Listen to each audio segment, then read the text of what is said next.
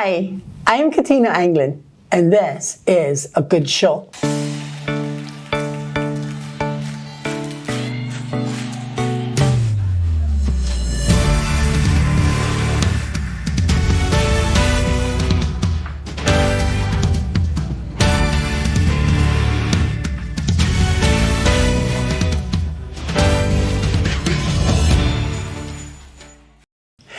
Stay tuned for this episode of A Good Show, immediately following this announcement.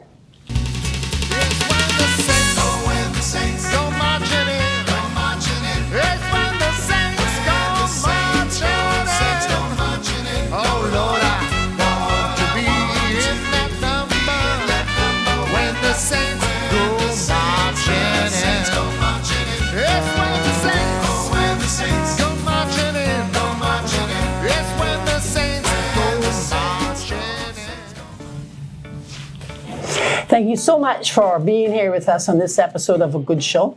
And as a guest on our show today, we have none other but Mr. Phillip Jackson, who is now the Senior Vice President of Human Resources at the Cayman National Bank.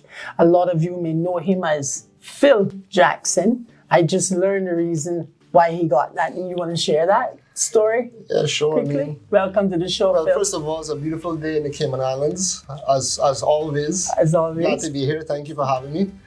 I was telling Katina that basically when I transitioned from working in the civil service to the private sector, some of the guys started calling me Phil. And it was around that time when Phil Jackson was coaching the Lakers, winning all those championships. The Bulls? The Bulls and the Lakers. He first coached the Bulls, but then he went to the Lakers that's as right. well. That's right. I stand So, corrected. you know, I just took the nickname Phil, and everybody started calling me Phil. It stuck with me, so Phil Jackson, I Coach started Phil Jackson. Yeah. But either Philip or Phil, Yes. you know. But to be in human resources, you have to be somewhat of a good coach also. That's right. Yes? That's right. So, Yeah. So, you are now... Today we're going to talk about employment, Caymanian employment and immigration, and the relationship between the two of them, whether it's good, whether it's bad. You are now the Senior Vice President for Cayman National Bank, but that's not where you started. Tell us a little bit about yourself. Sure. Well, I mean, personally, I would say that my navel strings in West Bay. My mother's a West Bayer. I grew up on Watercoast Road till I was about 7 or 8.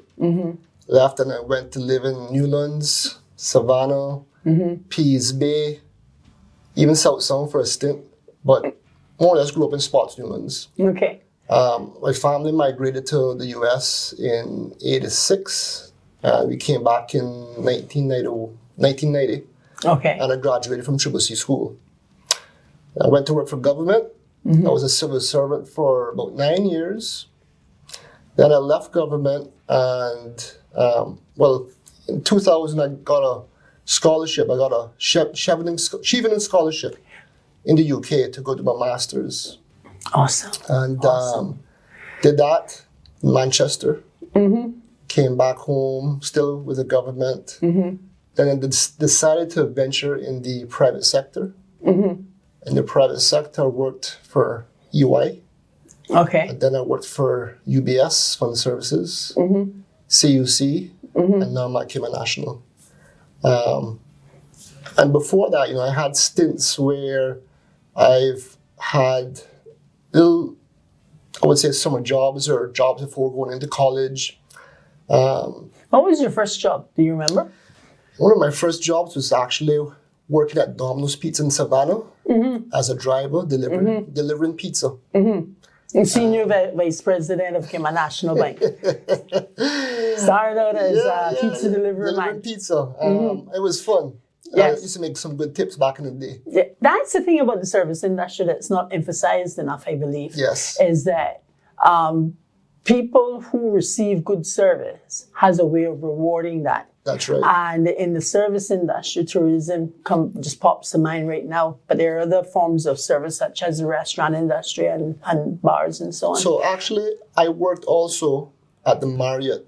Before it was Marriott, when it first opened up, it was at Radisson. Radisson, yes. And I worked there 1990, I think it was 1990 and 1991. And that taught me a lot about customer service, taught me a lot about how to greet and treat tourists, Yes. interact with them, how to Yes. sell your island. Yes. And I also made a lot of tips, and it made me sort of more of an extrovert at that time. Yeah. And I also worked at the Grand Pavilion Hotel. Now that's quite a Before Grand Pavilion was an office building, it used to be a hotel. Yes. And the Queen actually stayed there on one of her visits. Yes. So I worked there for just a little bit over a year as well. But I've kind of started off in hospitality. But I went into human resources because Harris McCoy from Northside actually encouraged me. He said, this is going to be the future. And I think you have you're promising, and you should, maybe focus on a future in HR. So that's what I did. So, Good advice heeded. that's right. Yes. And this is where you are today. Yes. Yes. Thank God, he has given me favor, and he has directed a lot of my life to make me successful. I always say, Jesus is the source of my success. Hallelujah. Thank you very much for saying that, because so many young men are trying to find their purpose and trying to find their way.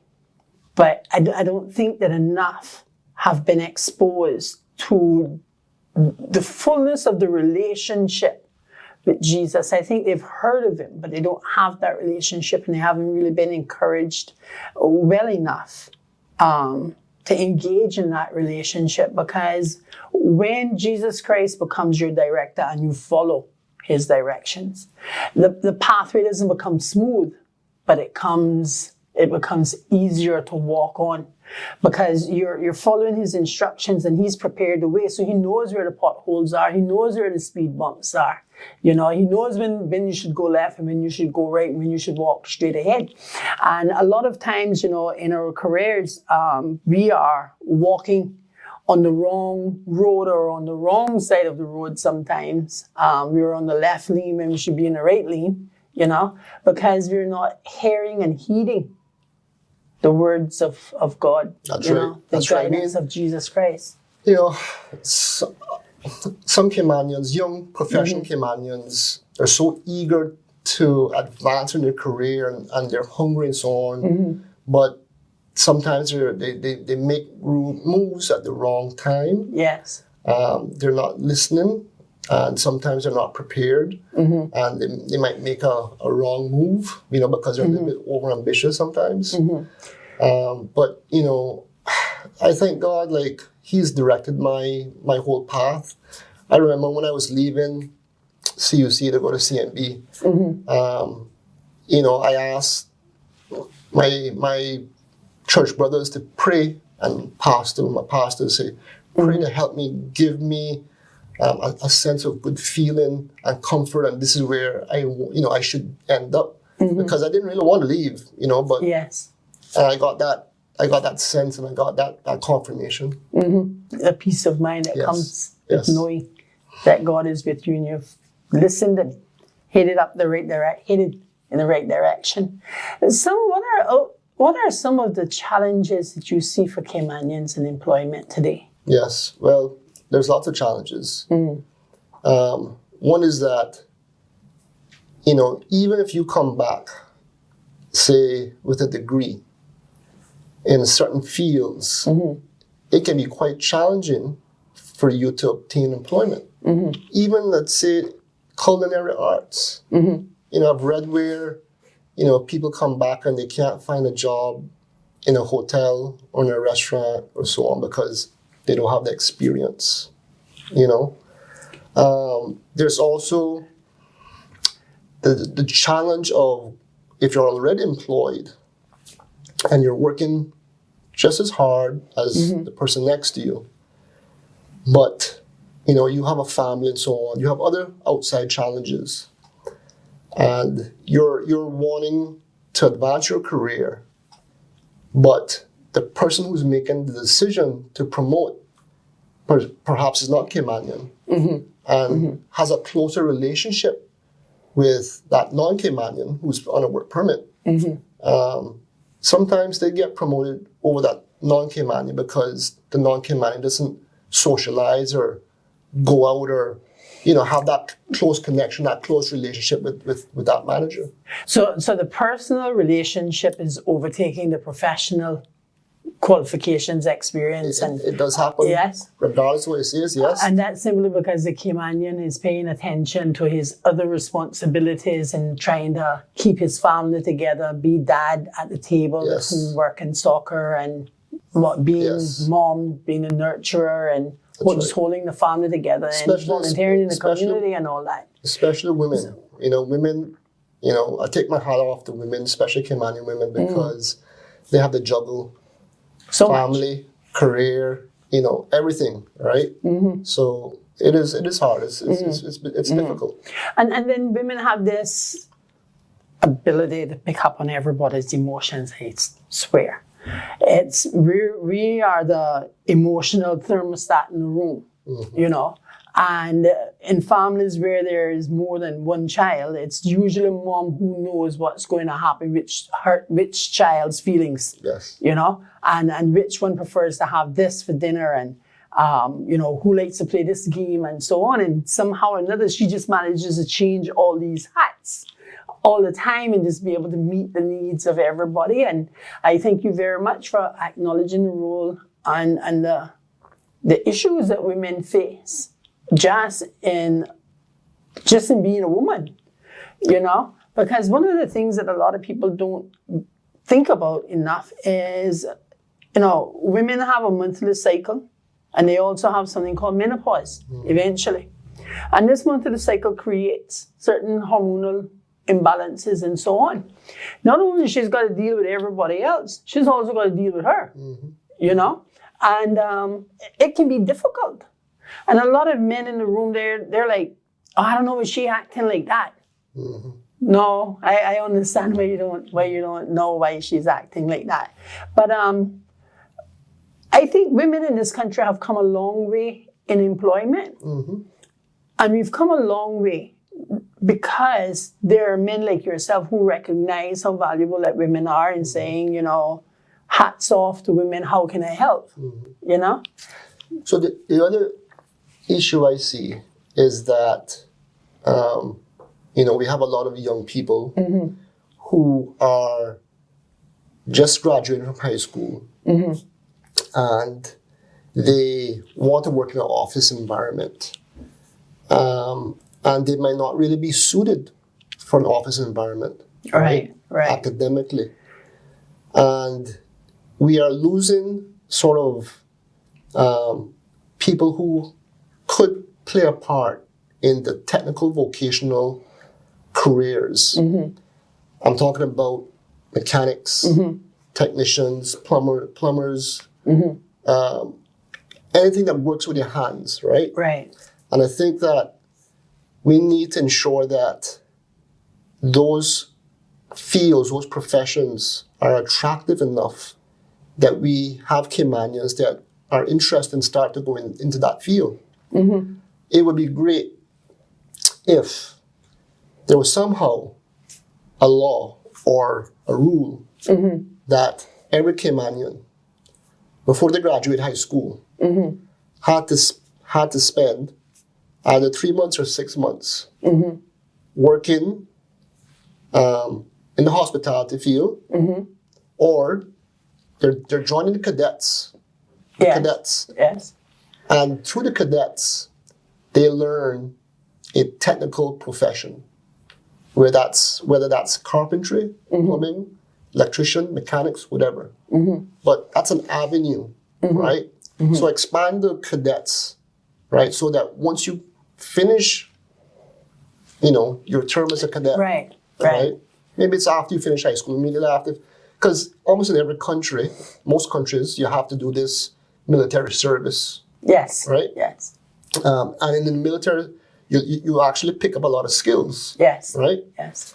So we don't have a military here, but you can use either the cadets or the regiment, one of those things, to Coast Guard. Coast Guard to teach our young people a technical skill that they can live with the basics at least for the rest of their life. Right.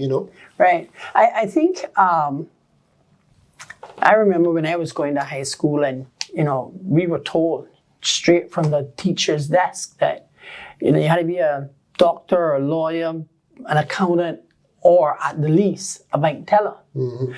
So what that did was that disenfranchised a lot of young Caymanians from their skill, because suddenly nobody wanted to be a dirty mechanic. Yes. Suddenly you weren't any good if you were a carpenter, laying blocks as a master mason. All of a sudden was dirty work, and you weren't supposed to engage in that. And there was this type of sentiment that, well, if you were in the service industry, like waitress or waiter, bartender, you were a servant, and as a Caymanian, you were above all that, so you need to be in the high-rise buildings. So if you didn't qualify to be in the high-rise buildings, well, then you ended up under the tamarind tree smoking ganja and drinking beer, But the truth of the matter is that, boy, we'd be in a lot of mess without a plumber, Katina, my father was a mechanic. Yes. And he said to me at a very young age, he says, no matter what you do in life, you can be a garbage truck driver, politician, whatever. Make sure that you're the best at it. Yes. Be the best at it. Yes. So my father was a mechanic, and he made a good, honest, decent living. My grandfather, my mother's father, was a carpenter, Mr. Martin, one of the best carpenters right in the West Bay. On the other side, my father's father was a doctor. And, he preached about education, making sure that, you get educated as best as you can, right? Yeah. So I had it from both sides, the technical as well as the academic, right?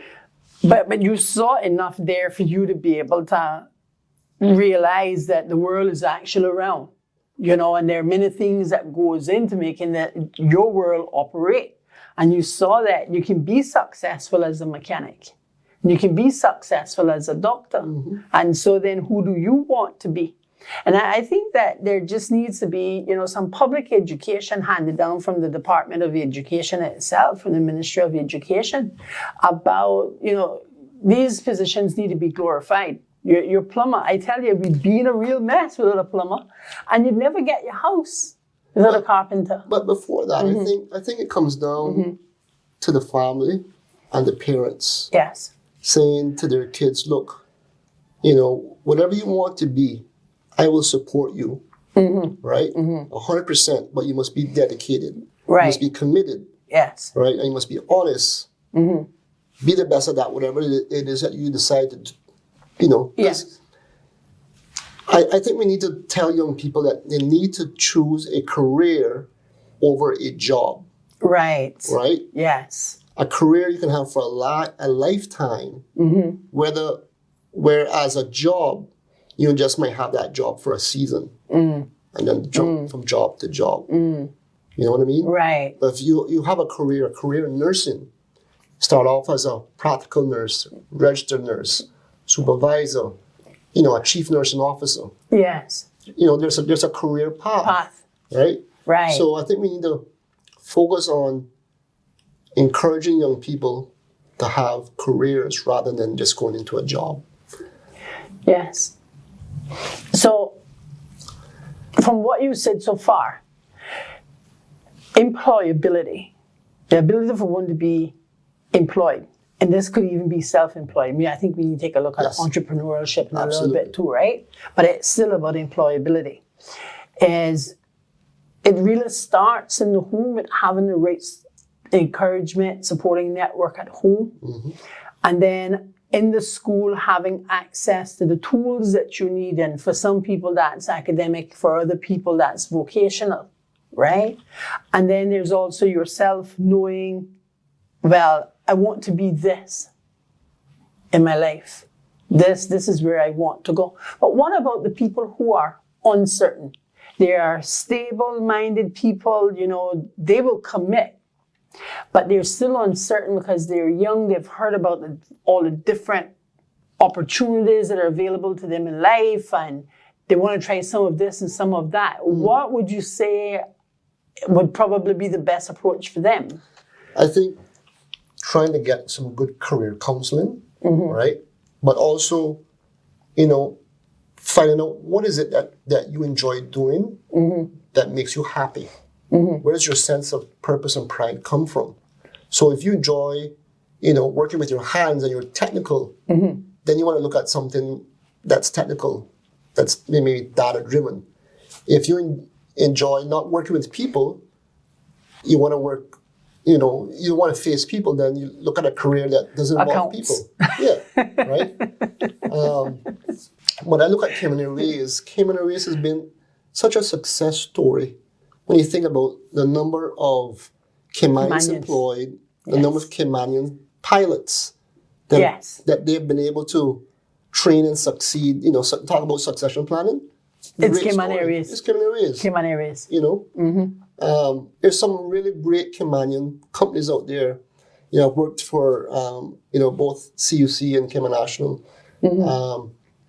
And both of them had very high percentage of Caymanians, around 90% or more, employed, for their companies. And it's because there's an ethos and an emphasis on reaching out and ensuring that we exhaust all our avenues of hiring Caymanians, ensuring that, we can, there's no Caymanian that cannot do this job.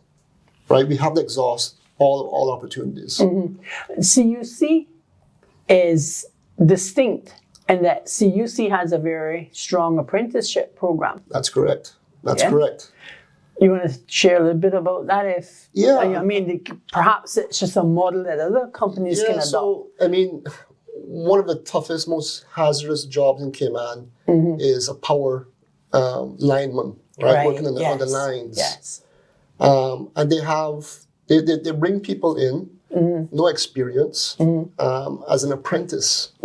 And they will train them and even send them off, right, to get, basic training, basic certification. So they also, I think, have what is called an NCCR in-house program, technical training, right? But they have apprentices for all their different areas, systems operations, mechanics, right? Lines, power linemen, all the various areas. So they have a very good sort of training program. Yeah, so you can come in knowing absolutely nothing. And you can actually, CUC is one of those companies where you can actually build a career. That's right. Yes. That's right. And they while I was there, they sponsored staff to go away to Canada, wherever, to get their 2-year diploma or apprentice training, or they even sent someone to one of their sister companies in Tucson, Arizona for a whole year. Yeah. Right? And that was just fantastic, But that's a company that really cares about developing its own people. Right. So I guess if government itself wanted to have somewhat of a framework for Caymanian employment, they could go to CUC and say, please. Show me the blueprint. Show me the blueprint. But speaking of the government, right? The government did a white paper earlier this year. And there were some proposed changes to the Immigration Transition Act. Yes. What are your thoughts on that? Well, I'm just thankful that an election was right around the corner and that didn't go anywhere. Because there were some proposals in there that didn't really sit well.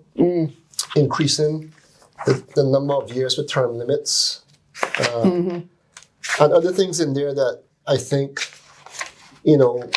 ultimately probably would not have benefited the average Caymanian. Right. Right? Right. It's sort of shifting the goalposts. This new government, I think, has taken some very decisive and bold decisions and acted rather quickly. But from what I've seen, these are all very positive proposals. From the new government. From the new government. From the new government. Yes. So, one of the things that the new government has done is the cap, I call it, on the employment with the Cayman Islands government for expatriate workers. Yes. Now, I'm not sure that it's going to have the type of effect that it's intended to have or should be intended to have. If the term limits, if this new policy only begins to take effect in January of next year and then your term limit begins versus January 2026, I mean, there's the civil service is 30% staffed by expatriates. And if you're saying 1st of January 2026, I'm going to start a term limit on you, and at the end of that term limit, you'll have to go. Well, the fact of the matter is that, like Mr. Nick Joseph said, you're giving them 9.5 years notice. I mean, who gets 9.5 years notice on their termination? But I think you have to give people some sort of notice. I don't think you can come in and say, this is going to start the next day. Right on. Right? So I think, anytime you change a law or, a policy, there has to be some sort of notice given that is, what's the word I'm looking for? But it's fair. It's fair. Yeah, it's right? due notice. It's due right? notice, yes. Okay, and you're also dealing with people's lives where people have, they participate in rental contracts, they have vehicles, they have banking accounts, they have friends and stuff that they need to start wrapping up their affairs. I don't think 9.5 years is necessary though. Notice. I think even if it was something that at the end of their current contracts, and for those who have contracts that are ending in less than a year, to say, in a year, your contract is going to come to an end and we're not looking at renewing it. But what you need to do is you need to try to find somebody to help us find somebody to replace you. We'll find a person, you'll train them, And that also has to be done on a case-by-case basis because there are some areas where Caymanians are not technically trained for, So I think there has to be an assessment also done of that because there are some areas where, regardless of how much we may kick and scream, we just won't be able to staff with Caymanians because we don't have Caymanians trained for those. Well, yes, I think, changing the law so that it's equal footing. What applies in the private sector also applies in the civil service, but they've actually, some of their proposals are even more stricter or a little bit more tough than the private sector because they're saying 2 years, you must leave 2 years before you can come back, right? Right. But it's not all about introducing this so that we can just replace the role with a Caymanian. No, what is doing it saying, look, what applies in the private sector also applies in the civil service, and there has to be a pathway to citizenship. So you just can't come in to the civil service and remain there forever, right? You either apply for, permanent residency, and you have the points and the eligibility to gain permanent residency, so that you can remain here. If not, then you have to leave the island, you have to leave this country. Right. The issue I have is that everyone who comes here and enjoys the good living, the lifestyle, the peace, the serenity, realizes, I don't want to leave here. This is the Cayman Islands. This is the milk and honey. Yes. Right? Yes. And, I can't go to the United States or to any country and just say, I want to stay there forever. Right. In fact, I have a co-worker. His sister-in-law, who is from Brazil, is married to someone who's married to a Norwegian, living in Norway. Been married for a couple of years now, but has not fully acquired Norwegian papers. So every 2 years, until her Norwegian citizenship is approved, she needs to leave the country, I think, for 3 months or something like that, and then come back. I found that really incredible that, you know, that's possible. But every country has their own sort of immigration laws and rules, and you know, to ensure that, look, who's going to benefit from our country has to be our citizens, our people, right? Primarily, we have to have the best jobs as Caymanians, the best, you know, the scholarship opportunities, right? Internships, right? Positions on boards. We have to ensure that, hey, look, it is up to us as a people that we put our people in a position to succeed. How about we take a break here, Phil, and then we continue this conversation on the next episode of A Good Show. Looking forward to it. Thank you. Thank you so very much for being here on this episode of A Good Show. Join us on the next episode for the continuation of this discussion, because it's then that Philip begins to dig into how employment can benefit Caymanians in the Cayman Islands. So thank you very much for being here, and we'll see you on the next episode, 7 p.m. on Tuesdays and Sundays on Channel 33 on Logic. God bless you.